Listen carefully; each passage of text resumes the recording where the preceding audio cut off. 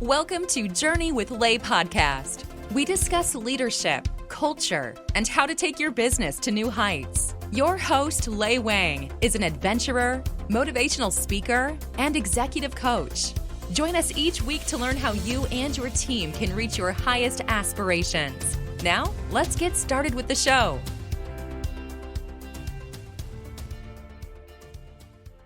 Today, I'm super excited to have Brian Wong with me on Journey with Lei podcast. Brian is an entrepreneur, investor, and author. And we were classmates at Wharton almost 20 years ago. But I have to confess, I knew very little about his personal journey until I read his latest book, The Tao of Alibaba. And for people who are not familiar with China, Alibaba is one of the most influential companies in China. And it's one of the largest and most valuable companies in the world. It was launched in 1999 by Jack Ma and 17 others. Brian was the first American and only the 52nd employee to join Alibaba Group. He contributed to the company's early globalization efforts and served as Jack Ma's special assistant for international affairs. During his 16-year tenure, Brian helped expand Alibaba's business presence in the US, Europe, India, and Asia. He established Alibaba Global Initiatives division and was the founder and executive director of the Alibaba Global Leadership Academy. Brian, it's such an honor to have you with us today. Thank you, Lane. It's an honor for me as well to be on your show. Thank you. Yeah, I'm so happy. And before we dive in, I suppose not everyone outside of China is familiar with Alibaba, and people sometimes introduce Alibaba as the Amazon of China, but I think that's a huge understatement. Frankly, I didn't even fully grasp Alibaba's influence and contribution in and beyond China until I read your book. So please help our audience understand what kind of company is Alibaba. Well, okay. First of all, again, thank you so much, Lei, for having me. And it's wonderful to reconnect after, I can't believe it's been 20 years. And I think our reunion is coming up next year. So hopefully we can all return to campus. But Alibaba is a very unique company. And I think you're right. It's very difficult for people to kind of get their arms around what exactly is this organization, mainly because it's so big, yet so few Americans have actually used it. So I would say in very simple terms, and I hate to use, analogies that don't do justice to the organization, but it's really an ecosystem that is, you could describe as a mixture of Facebook, Google, eBay, Amazon, YouTube, AWS, PayPal, and even more. But probably more accurately is it's an organization or a company that has essentially helped catalyze and build what is now the digital economy in China today. And it's helped to provide, in many ways, the infrastructure of that digital economy that many people in China use every day.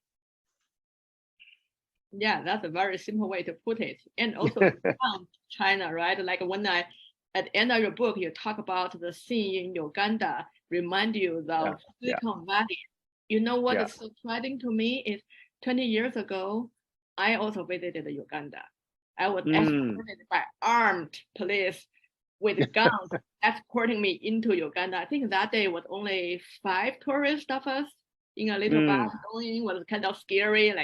So when you describe Rwanda. Rwanda, yes.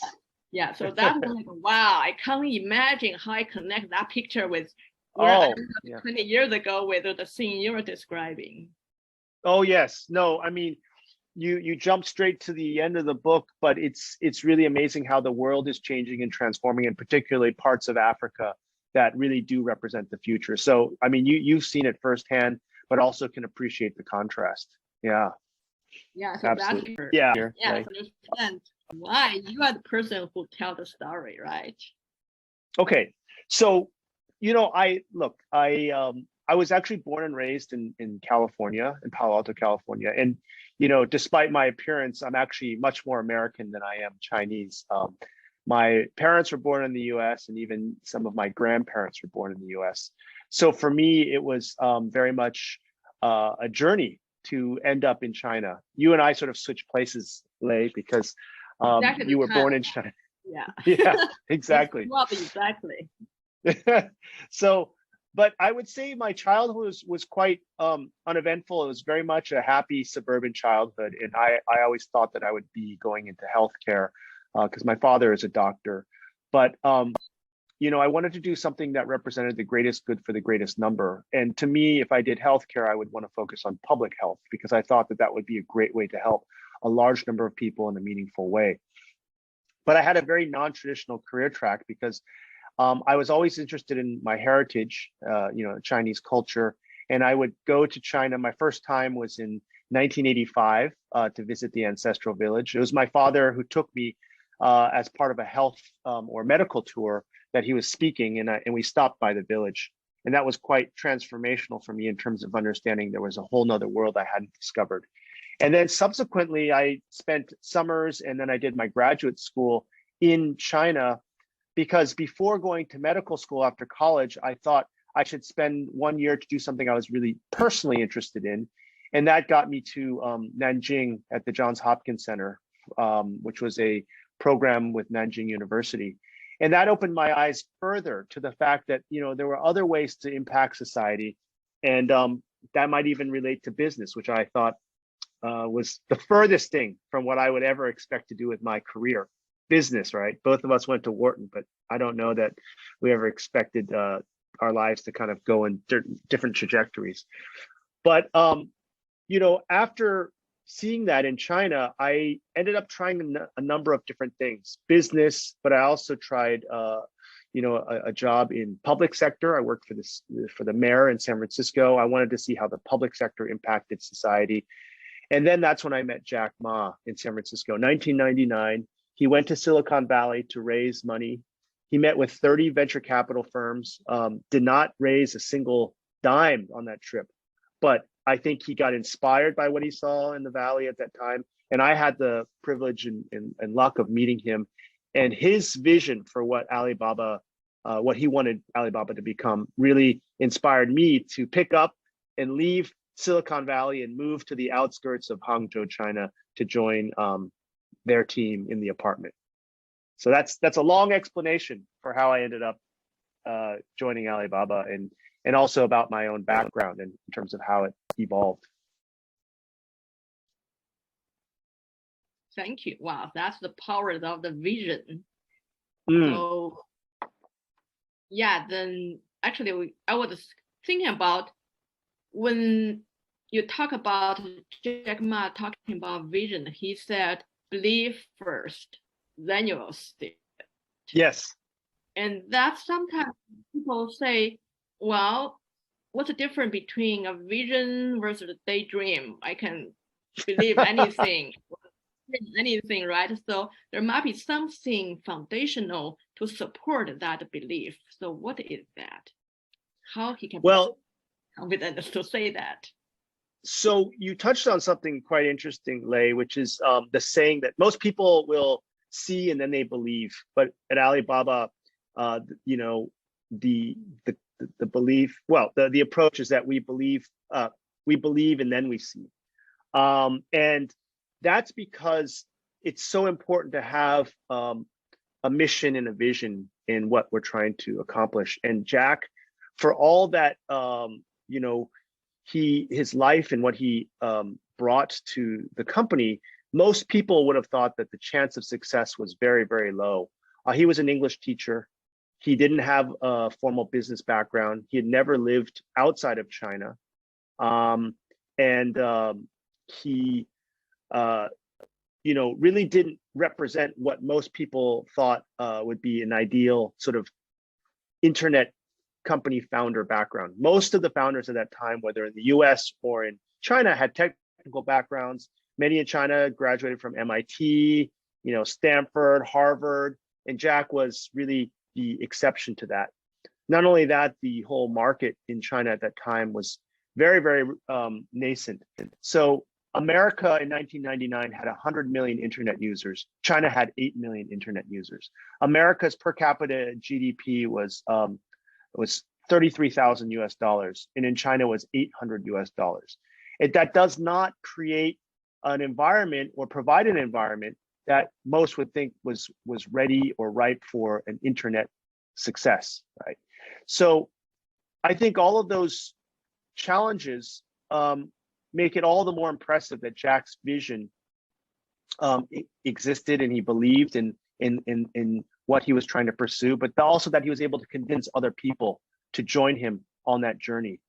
And to me, that was the most inspirational part of this whole story, is that, you know, this team led by someone like Jack could create such an impactful organization in that environment and in that time.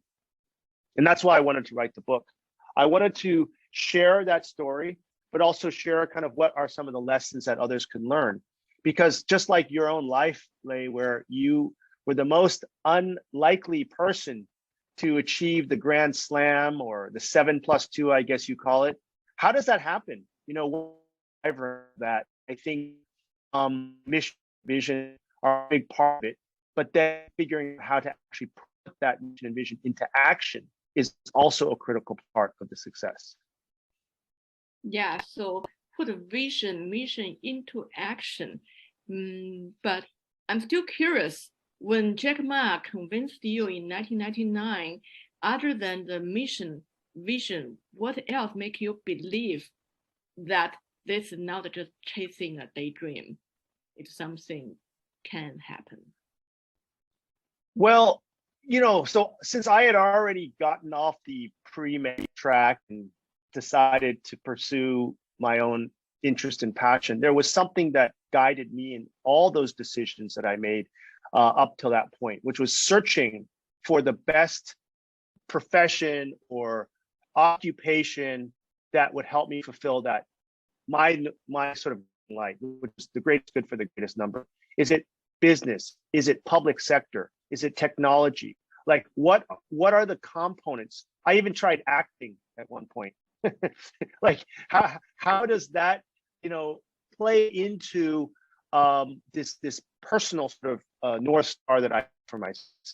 And so in a way, it was experimentation. And I knew there were high risks of joining a company that didn't have a lot of the traditional success factors that most people would assume. But I also thought it would be a great learning opportunity. And I, you know, like all good sort of, I don't know, just students of whether you're a business student or just someone who tries to do risk mitigation, I looked at all the possibilities. I imagine worst case scenarios. But to me, it was worth the risk because there was so much to be learned, and whatever I learned, whether it was success or failure, was going to get me a step further towards the ultimate goal that I was trying to pursue, which was discovering what is the right path for myself. And in some ways, that's why I call it the Tao of Alibaba, Lei. The Tao of Alibaba is a path. It is a path for a company, but it's also a path for an individual. And if you looked at even Jack's life, his life was also a path or a journey where he was trying to pursue things. He made plenty of mistakes. He encountered plenty of failure. But I think that's the driver in all of this, is the discovery process. I like that. I think this, when you were saying, I was reflecting on my own journey, because when I started on mountain climbing, I didn't have any athletic training background. Yeah. I had no clue about those things. And I think the one thing I think there's a common is we want to pursue the direction and we're not attached to the outcome. Yeah. So yeah. you are discovering your directions and thinking, okay, even say the company may not succeed, we're going to learn something, going to take us to the next step. So yes. I think that might be the element a lot of people missing in believing oh, I have to be successful in pursuing this goal to believe in this vision. Actually, just providing a first step in the right direction. Yeah. Yes. And honestly, Lei, I think the older I am, the more I appreciate that process, because like, what is the end goal? I'm sure in our lives we've achieved end goals and we've been very proud, but there are also times where you achieve an end goal and you ask, well, is that all there is? What else is there? I'm supposed to be, you know, happy and fulfilled, but I'm not feeling that way. what went wrong, and you realize that maybe it's almost as probably more valuable is that path and the learnings and the discovery that you achieve in the pursuit of that goal. And that's why it's also important to set very, very big goals, because that will make your life very, very exciting. Yeah, we're all pursuing excitement in our life. Yeah, and also that reminds me because Jack was saying Alibaba was successful because he has no money, no business plan, no technology, and operating in China, there's not even infrastructure for logistics supplies or payment system, even the culture of trust. So it's not like he was taking a lot of risk. So how do you because people also say you should take a calculated risk. So where is this balance? How did you see Jack taking the calculated risk here? Or how should he handle that? Well, Jack is a very unique individual, and I try and sort of reveal some of that in the stories I tell. But he's very much someone who operates on intuition. He likes to talk about how he had a very tough time getting into college. He failed the exam twice and barely got in the third time. But he's clearly an intelligent individual.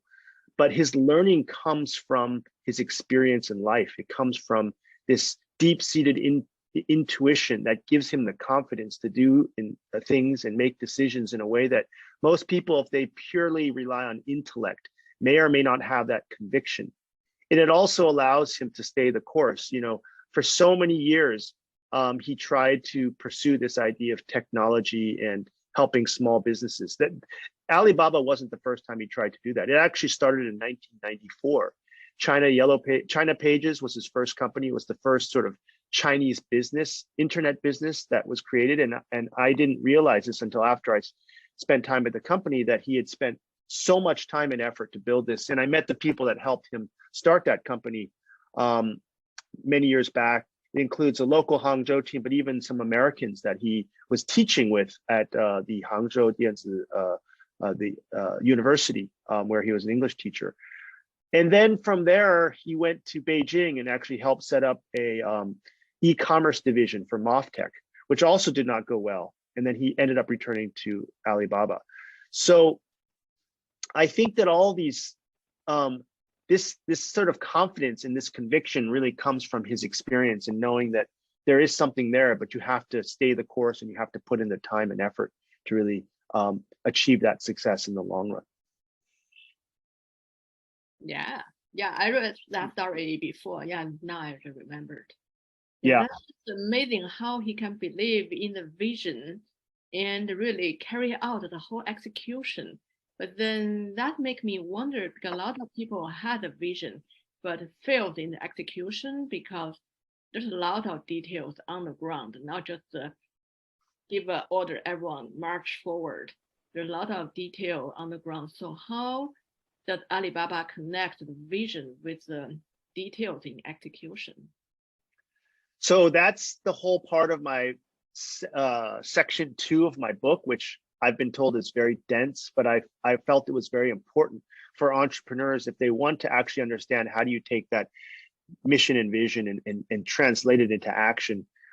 There are specific things that one needs to do to actually quantify or measure the kind of success you're having in achieving that mission and vision. But the short answer to your question is really that Jack's attracted and surrounded himself with very capable individuals who were very good at execution. His first CEO was Savio Kwan, who came from GE, and obviously GE at that time had a very effective management system that Savio was able to integrate within the company to link mission, vision, and values to execution. He had a very, very capable CFO, who is Joe Tsai, who is now the executive vice chairman, who was able to structure the company, raise funds, and really manage and monitor the financial aspects of the organization and give it credibility in the eyes of investors. And then he had a very good CTO who came from Yahoo, John Woo, who invented the first Yahoo search engine. So he had the technical capabilities. I think the fact that Jack could attract these people and then enable them to work together is also a very key leadership characteristic that is probably more valuable than just knowing technology and how to write good code. Jack was the conductor of an orchestra that had some very good, top-notch, world-class principals who were leading their sections. Yeah, I do see that is a very common theme in a lot of great leaders. And I know right now, like especially in America, people complaining the great resignation, no one want to work, and all the hard to attract good talent. So you mentioned because of the leadership qualities attract all those leaders, but to attract so many for such a big organization, it's not just one person. So how did he, I assume there should be a concrete structure or process allow each department, each new venture to be able to recruit the best talent. So there might be some system there, right? Well, to be honest, I mean, there was kind of a system, but I think the company operated more in terms of principles, which was in an early time when talent was scarce, particularly in China when e-commerce was so young and there were very few experienced people, and very few people wanted to honestly move to Hangzhou to work at an internet company. They were more interested in working in Shanghai or Beijing, where it was much more international, and they felt like there was it was a more comfortable living environment. I think that what Alibaba, what we as a company really put forth was look at cultural fit before you look at skills, and the skills can be trained, but the cultural fit cannot be trained. Like you have to have the right mentality when you go into the company and be willing to be committed to pursuing the mission, but also be willing to work hard and make sacrifices in order to achieve those goals.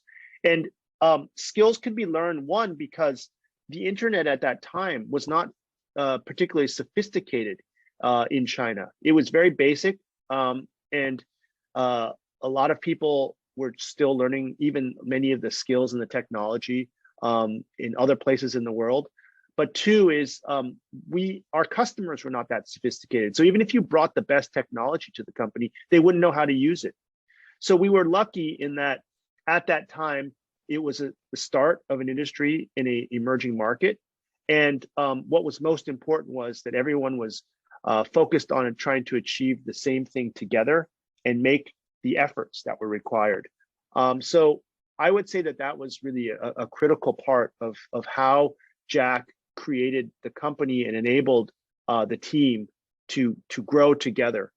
And then having those leaders who had the knowledge and expertise was also an attraction point for people that might feel they were taking a risk by joining a no-name company in a second-tier city at that time. And that was enough to kind of get the momentum going. Yeah, and also I remember in your book you mentioned about how Jack was able to almost by the reader's perspective, almost blindly trusting someone. I forgot what his name, who started the Alipay. Oh, do you know PayPal? No. Oh, yes. Anything? Yes. No. Okay, you're the right person.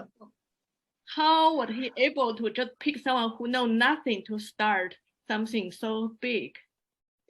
Well, so I don't think it was blindly, because Jack will always have a reason for choosing someone. So on the surface, he's choosing what we call rookies or people who are not even related to the industry to lead and create a core business, which today is, became one of the largest payment systems in China. But Jonathan, I think, had elements that Jack really admired and believed would be important, and that was really his execution ability and also his fresh perspective on what payment and financial services should be in a digital economy. And that came from Jonathan's background as a hotel manager, but someone who was very customer centric. And if you think about it, If you took somebody from the financial sector and put them into that role, they would just be trying to recreate what was already traditional financial services. And they may not be able to identify or highlight what are really the key needs in a industry that was very much starting from scratch. So I think that the fact that Jonathan came with no biases, no preconceived notions of what it should be, but was focused on the customer need, was actually an asset to Jonathan. And then Jack believed that Jonathan had the leadership and execution abilities to make sure that the company was off to a good start. So yeah, it's quite amazing, but it happened many times. You know, Jack would choose people with no traditional background in that sector that we were trying to create, and they were able to use a fresh approach to how they built up the companies. Yeah. Yeah, I heard you talking about execution many times. So it sounds like all other skills, technology, knowledge, or all those things can be learned, but execution sounds like a quality, sounds like an attribute. Is that right? Well, I mean, execution can also be learned, but I think what can't be learned is your personality sort of type and disposition. So there are some who are very good at execution. There are some who are very good at setting a vision. There are some who are very good at the details and the technology, or in some cases, analysis of the financial side. I think what Jack tries to do, and what many of the leaders at Alibaba try and do, is identify what is kind of the root sort of personality of the person, and then place them in the right roles to allow them to thrive. I personally am not good at execution, and I've learned that the hard way. But I definitely I enjoy looking at the macro trends and setting the vision, and I'm kind of an idealist, right? But for things to be successful, I need someone who can execute in partnership with me. And it's sort of knowing your strengths and your weaknesses. And I think Jack spent a lot of time assessing himself and his strengths and his weaknesses, and then finding people that would complement him. And he didn't always make the right choices either. He would make mistakes. But I think it's the willingness to take the chances, and then the willingness to change and adapt at a rapid pace is really what allowed the company to evolve and grow over time. Yeah. So what I'm hearing is the vision is not just imagine, to also imagine humans' power. Imagine someone who has never done this or done that. They have the potential to do something big. I think that is Absolutely. that's Yes. a crucial leadership. Yes. So what Jack often says in terms of leadership is your role is to enable your team and nurture them and help them to become the best at what they can be, as opposed to command and control. And this is very much I think, an important distinction, especially in a digital era where there's no one single person that will have the answers to all of the problems. And the key is, how do you allow your talent to really tap into their greatest strengths, and then apply that to the common objective or the mission and the vision of the company. Yeah, and now I kind of want to shift the topic to value, because I found that the value is a very important part of the whole business strategy, from your vision to value, how that executed. And almost everyone can say, okay, my value is this and that. I know Alibaba say customer first, employee second, shareholder third. And it's easy to say it when in peacetime, when you're making money, when life is good. But the real time to test it is when things are going bad, we're facing bankruptcy, we're in the dark. So I know you have a lot of stories like that. So I want you to share some really cool stories that can show how Alibaba really execute this value. So values are absolutely critical for the long-term success of a company. And I saw that in Alibaba, but also, we studied other great companies that have lasted over 100 years, whether it's the financial sector, whether it's the FMCG, whether it's in, all different industries. And this, again, I will keep mentioning this in our talk, Lei, because I think it's so important. Mission, vision, and values are at the crux of long-term success of any organization. So mission really is your reason for being. Vision is really how do you quantify or what is the end goal that your mission will allow you to kind of create. So in many ways, the mission is timeless. The vision is kind of a 10, 20-year sort of time frame. And then your values are really what I would call the guidelines or the behavioral norms that will allow people to make the right decisions when they're going on this journey. And so values really also define the personality of an organization. And so, they in the decisions that people make in an organization, oftentimes you're not going to have the luxury of asking your boss to give you his or her decision every time. And there are going to be times of great challenge, like you mentioned, where you have to make a hard decision. But what do you then rely on to guide those decisions? It's your values. And in cases of Alibaba, in its early days, when it was actually still very much a startup, there was a situation before COVID. There was something called SARS in 2003, and SARS was sort of this virus that had spread in southern China. And one of our staff was at the Canton trade show, and evidently they thought that she had contracted it, and she went back to Hangzhou, and the entire company got locked down. This was before we have our mass lockdowns now with COVID. This was an exceptional case. But we all said, how on earth are we going to operate a company? This was before there was mobile devices. This was before there was Wi-Fi. Like, you had to take a desktop computer and bring it home if you wanted to operate. Like, there were laptops, but they were very big and clunky, but you didn't have wireless internet. You didn't have all these things that make it convenient now to work remotely. But without the management team saying anything, the staff said, look, we're going to go home, but we're going to bring our whole desktops. We're going to use our wireline phones and answer calls. We're going to make sure this company continues to operate because we have an obligation to help our customers and small businesses. And not only did the staff decide on their own how they were going to address this issue, they even got their families involved. There were mothers and fathers answering phones for customers and even grandparents because they were calling the home lines. And they were saying, Alibaba, can I help you? And I think one of the most amazing examples of that this represents is that, the management team didn't have to tell the team what to do. Instead, they realized they had an obligation or responsibility to serve their customers. And they, by self sort of organization, mobilized themselves to address this issue. So that's an example of how values come into play. There are many other examples I'm happy to share, or they're in the book.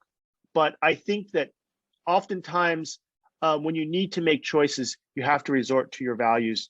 And that allows everybody to think from the same page and also make the best long-term decisions of a company. Yeah, wow, that's a great story. Yeah. Then I'm thinking many big organizations, when you start a new employee, you educate them, you train them about the value. But over time, when the company grow big, more layers added, people stay here long enough, then the value slightly getting distorted or missed in the communication across levels. So Yes. how Alibaba handle that? Well, so you're right.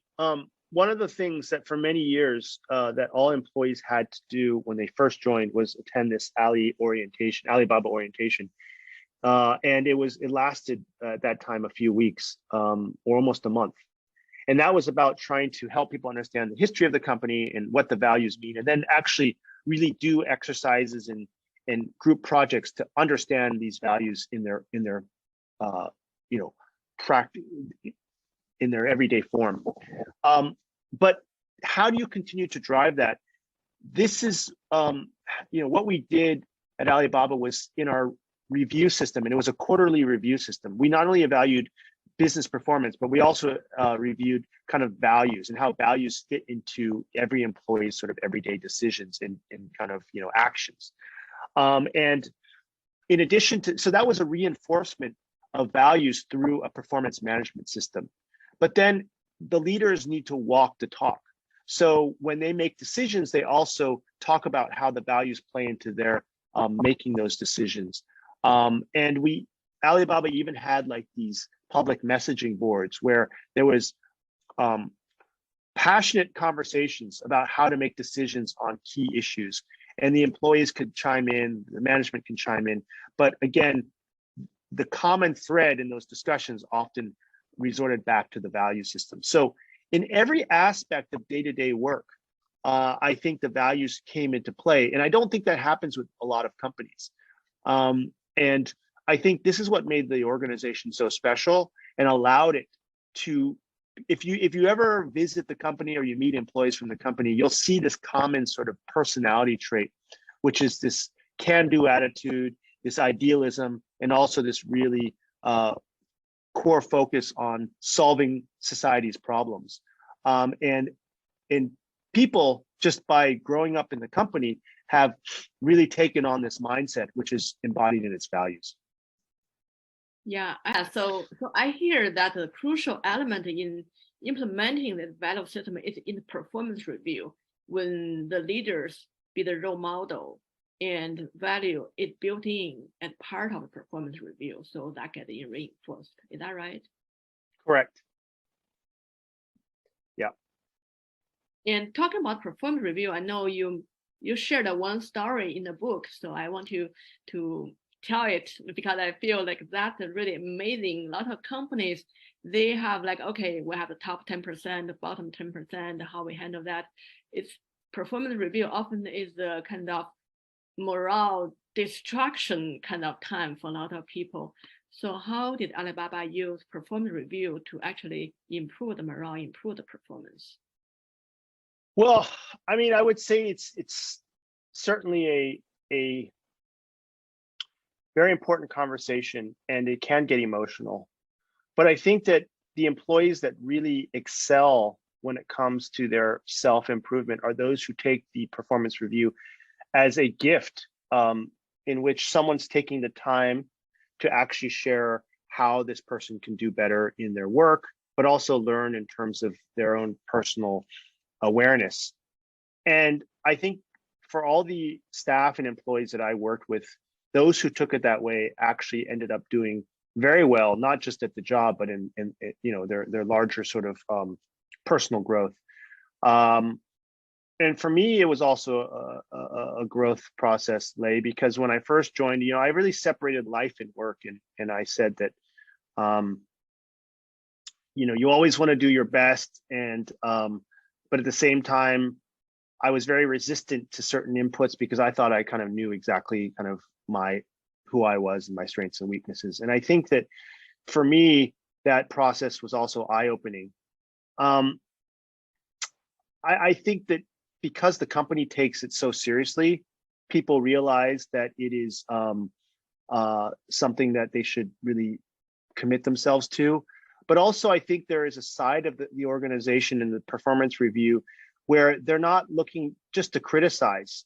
They're looking to give you constructive feedback and then allow you opportunities if for example, you're not performing well, to reflect and then come up with an improvement plan. And if even that doesn't work, then rather than fire the person straight off, they'll move them to a role that will allow them to excel given their strengths. So in a way, it's like you're on the right bus, but you're in the wrong seat.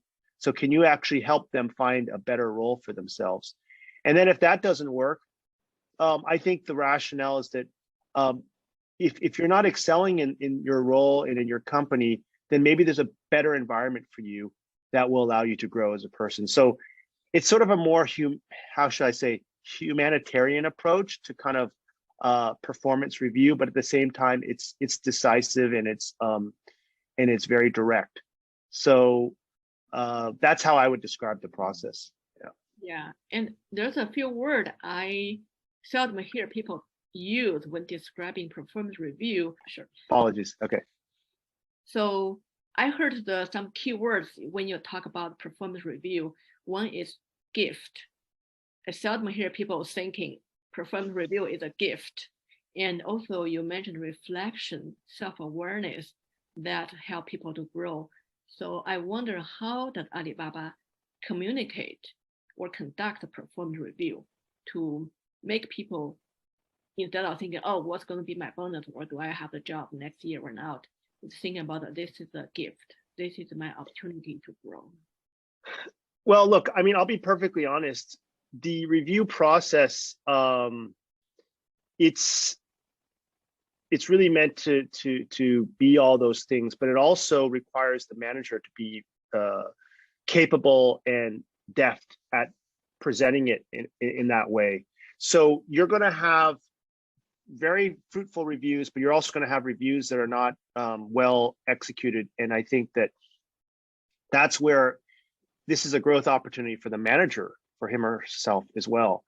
And so most of the reviews, they'll have the supervisor and they'll have an HR. And the HR at Alibaba also played a very unique role in that it was sort of someone to kind of coach both the individual who's being performance reviewed, but also to give advice to the manager, him or herself. So there's like this kind of check and balance, so to speak. That's at least, for many, many years at Alibaba, what the dynamic was between the business leader and the HR. And so, that is, obviously people care about their bonus and their salary improvement. But again, if the system works, what happens is that when you do well, the salary and the bonus are then reflected in that. And if you need to improve, then it's also a reminder that you haven't met the performance targets, or you haven't fulfilled kind of, the company values in a way that will allow you to excel.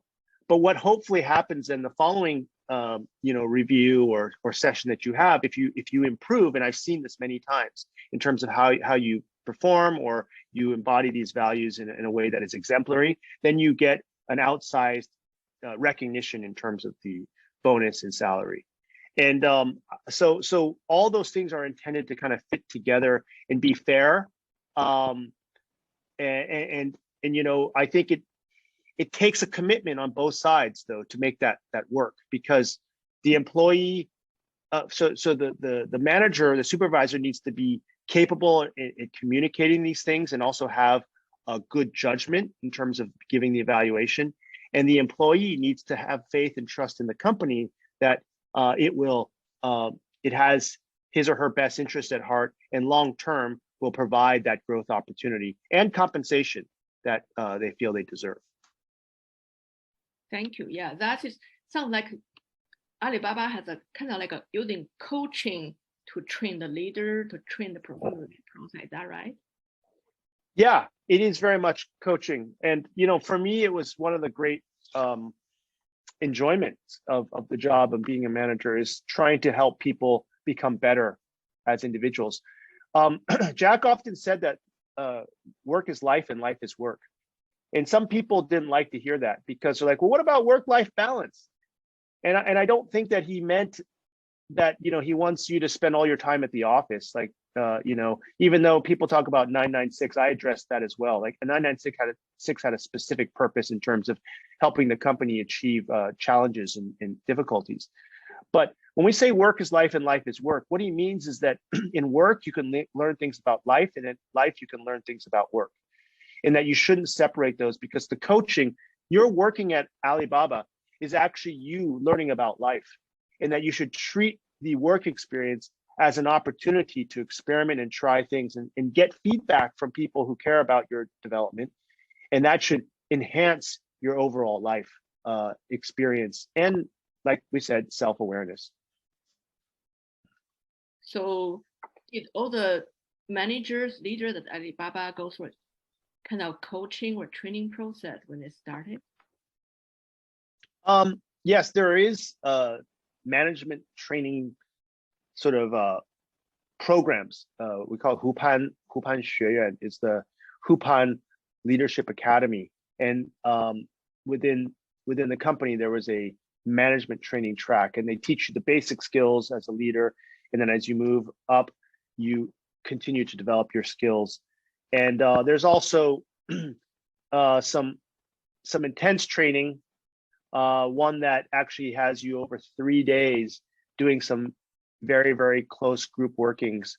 And you don't sleep because you have such, I guess, tight deadlines on major sort of projects. But they want to see how you react in times of discomfort. They want to see how you react when you get direct feedback. But that then equips you for your role as a manager to give feedback to your own staff and lead a team in times of intensity and stress. Wow. I mean, I want to keep on going and going because it's like a whole MBA course retaking, but I know Yeah. you are also really busy. So I want to let's get to the last topic I have in mind. Okay. It's about the lessons, because I know you writing this book is trying to share the learning, the lesson from Alibaba to the world. So I want you to share what are some lessons that we can share with Asian Americans, Chinese Americans for their career, for their how they choose their career, how they manage the risk, what's the role they're playing. Well, I'd say a few things, Lei. Part of the reason why I wrote this book and what I hope people will take away from it is to give them an example of someone in an organization who is facing the greatest challenges against all odds and was able to come out very successful because they believed in a purpose and they had a strong sense of mission in what they were doing. And I want to emphasize just how important it is to look beyond just the money making and the basics, and have that overarching purpose as a driving force to give the company the resilience and the direction that it needs. On top of that, the fact that it's possible to do good for business and good for society all in one. We both went to Wharton, and at that time, I think shareholder supremacy was the main sort of framework we were taught, Milton Friedman's school of thought. And I think that Alibaba really challenged my belief that, business can also be used for good. And I really was inspired by that experience while working at the company. And then finally, why do I call this the Tao of Alibaba? The Tao has 3 elements, which I like to highlight. One is this concept of the path or the way.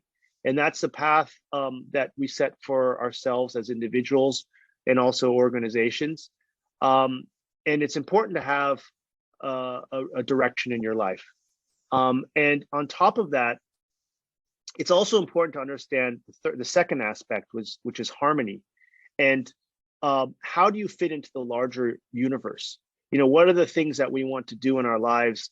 And then how does the environment around you affect that? It's important to be aware of that and how it fits in. And I think this is very much an Asian perspective, this holistic approach to how we do things, whether it's an individual or a company. And the third aspect of the Tao is what I call this embracing contradictions. The idea that there are opposites in the world and that we shouldn't only be looking for consistency, but we should be looking for how these opposites sort of interact with one another. And, Alibaba and Jack was full of contradictions. It's the world's largest e-commerce ecosystem in the world, and it was built and achieved by chasing the smallest businesses. When I talk to you about the values, Jack often says, we should live seriously and work happily. And most people think that it should be life that's happy and work is serious. But there is truth actually when you combine these opposites or these contradictions. And the same is true for you as an individual, Lei. You are probably the most unlikely person. You said you were very unathletic when you were before you became a mountaineer. And the irony is that it was the fact that you were probably the most unlikely person to do those things that maybe motivated you even more to achieve these things. In the same way that Jack was the most unlikely internet entrepreneur because of his background, but it was actually his unique perspectives that allowed him to be so successful. And then I finished with myself. as an American growing up in Silicon Valley, I had to leave Silicon Valley to appreciate Silicon Valley, because to see what technology can do for society in the most profound way, I had to go to China, which had, at that time, the least technology and the least sort of infrastructure to make it happen. But now when I go back to Silicon Valley, I feel like there's so much more those great minds can do for the rest of the world, not just the developed world. And so as a Chinese American, I think that one of the things that I'm very privileged to have is a perspective both East and West.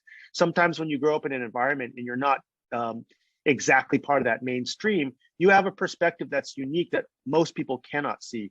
And I would say that anyone that has that perspective, whether you're Asian American or whether you're someone who has multiple cultural identities, bicultural, multilingual, you have that privilege of being able to see the world from many different standpoints. And one of the great things about being American, however, is you have the choice then to figure out how you want to use those skills and abilities. And that will make your life much richer in terms of how you pursue your goals. And so that's how I would conclude it, is that, for me, Alibaba was a journey that allowed me to open my eyes in ways never possible. But having that perspective, both East and West, is actually one of the most valuable things for me in terms of my journey. Yes, thank you so much for sharing all the so valuable insight lessons. So where can people learn more about your book, and if there's even possible to learn more beyond your book? Well, so the book is for sale, on all the main book sites, Amazon and Barnes and Noble, and you can hopefully get it at some of the bookstores. And then I have a website, brian-wong.com, where I have all of the sort of, information on my book, but also kind of these talks that we do, lay podcasts, news articles. And on my LinkedIn, I will also share information. So that's where you can find all the insights and perspectives. And I do hope, I still teach a course to entrepreneurs with Alibaba, but I do hope to do more moving forward. And anyone can sort of follow me on my LinkedIn and on my website. Yeah, I think that'll be exciting if one day if we can take your course from anywhere in the world. Great. Yes. Yeah. Thank you so much. Yeah.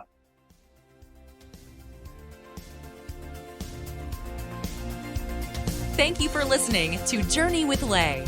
What's your most valuable takeaway from today's episode? What is one step that you are inspired to take? Start tapping into your power of excitement and become the leader you are always meant to be. If you dare to dream it, you can achieve it.